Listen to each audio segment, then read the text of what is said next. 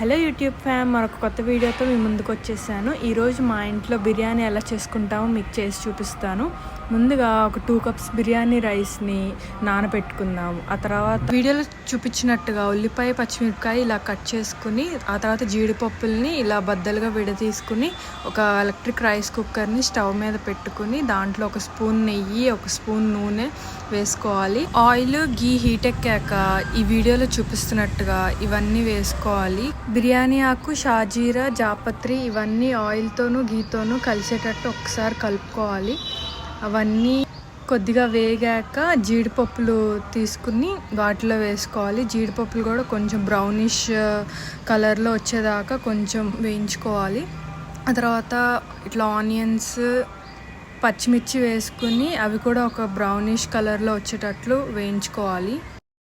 అల్లం ఇలా చూపించినట్టుగా అల్లం ముక్కలుగా చేసుకుని దంచుకోవాలి. ఇట్లా వెల్లుల్లి కూడా మనం రెబ్బలుగా తీసుకుని దంచుకోవాలి. మేము ఇంట్లో ఫ్రెష్గా చేసుకుంటామండి అల్లం వెల్లుల్లి పేస్ట్.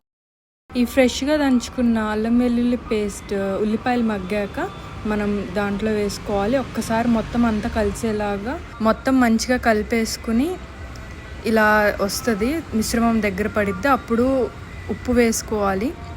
దాంతోపాటు కొంచెం టర్మరిక్ కూడా వేసుకోవాలి. సో మొత్తం దగ్గర పడేలాగా మొత్తం బాగా కలుపుకోవాలి.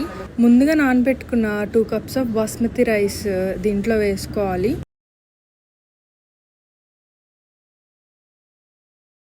ఒకసారి అంతా కలిసేలాగా కలుపుకోవాలి.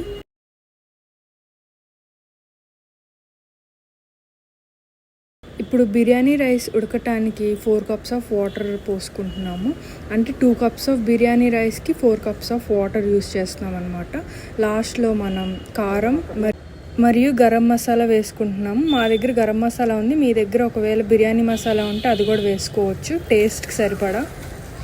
ఈ మిశ్రమం మొత్తం ఒకసారి కలుపుకోవాలి. ఒకసారి కలిపేసుకున్నాక మనం స్టవ్ మీదే మూత పెట్టేసి ఉడకనివ్వాలి. ఇలా ఈ వీడియోలో చూపించినట్టుగా రైస్ కొంచెం కుక్ అయి ఉంటుంది. దాన్ని మనం స్టవ్ మీద నుంచి రైస్ కుక్కర్లోకి మార్చుకోవాలి. ఒక 10 మినిట్స్ తర్వాత మన బిర్యానీ రెడీ అయిపోయింది. మేము బిర్యానీలోకి పెరుగు చట్నీ మరియు ఆంధ్ర స్పెషల్ ఉలవచారుతో తిన్నాం.